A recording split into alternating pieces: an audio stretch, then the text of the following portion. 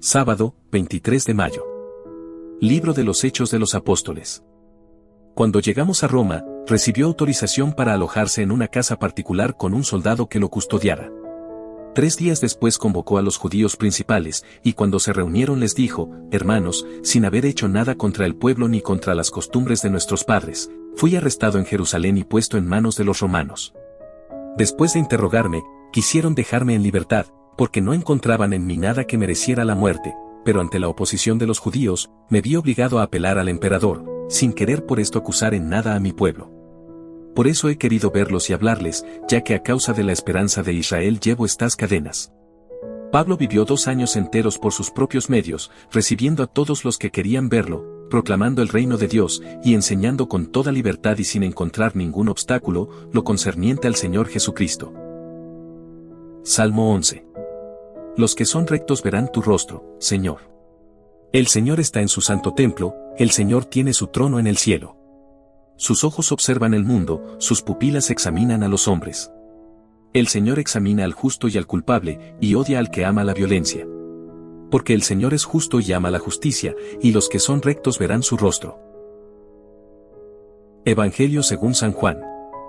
Pedro, volviéndose, vio que lo seguía el discípulo al que Jesús amaba, el mismo que durante la cena se había reclinado sobre Jesús y le había preguntado: Señor, ¿quién es el que te va a entregar?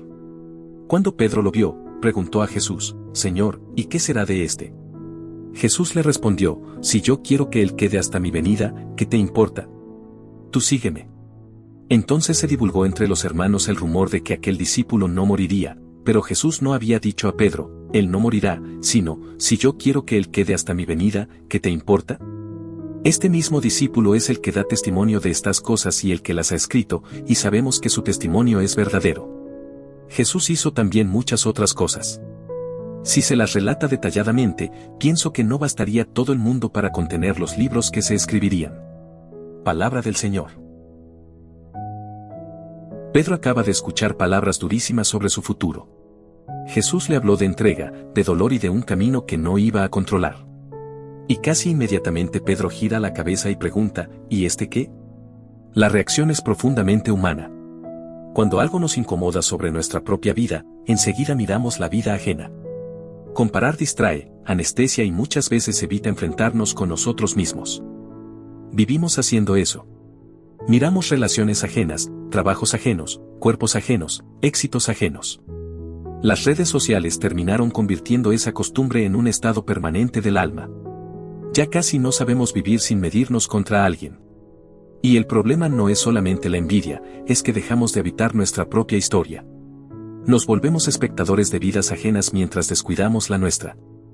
Por eso es tan fuerte la respuesta de Jesús: ¿qué te importa? Tú sígueme. No hay enojo ahí. Hay una llamada a volver al centro. Porque gran parte de nuestra ansiedad nace de querer entender el recorrido de los demás antes de comprometernos seriamente con el propio.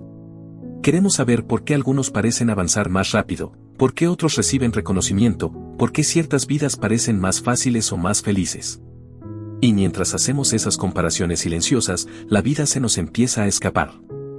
Pedro quería entender el destino del otro. Nosotros también. Queremos explicaciones para sentir que el mundo es justo y ordenado. Pero la vida nunca funciona así. Hay personas que atraviesan dolores enormes y siguen amando en silencio, otras lo tienen todo y viven vacías. Algunos encuentran sentido muy tarde y otros cargan heridas toda la vida. Comparar historias humanas es imposible porque nunca vemos el corazón completo de nadie. Mientras tanto, Pablo llega a Roma encadenado y, sin embargo, el texto dice algo desconcertante: predicaba con toda libertad. Un hombre físicamente preso pero espiritualmente libre. Y nosotros muchas veces vivimos exactamente al revés, tenemos comodidad, opciones, movimiento y entretenimiento constante, pero por dentro estamos completamente atados. Atados a la aprobación ajena, a la necesidad de demostrar valor, al miedo de quedarnos atrás o de no ser suficientes.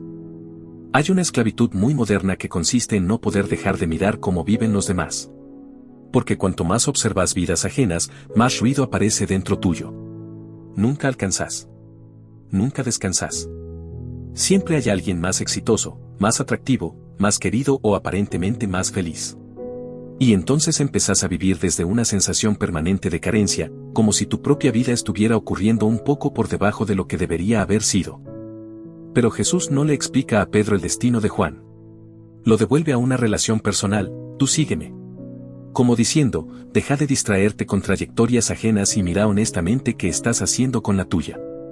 Porque seguir a Cristo nunca fue copiar superficialmente la vida de otro, sino dejar que Dios transforme concretamente la propia, con sus límites, sus tiempos y su historia irrepetible. ¿Cuánto de tu cansancio interior nace realmente de tus problemas, y cuánto de vivir comparando tu camino con el de los demás? Señor, me distraigo demasiado mirando vidas ajenas y midiendo mi valor según comparaciones que nunca terminan. Enséñame a dejar de competir silenciosamente con los demás y a habitar con verdad la historia concreta que vos me diste. Sácame de esta necesidad constante de demostrar y ayúdame a seguirte sin mirar todo el tiempo hacia los costados. Amén.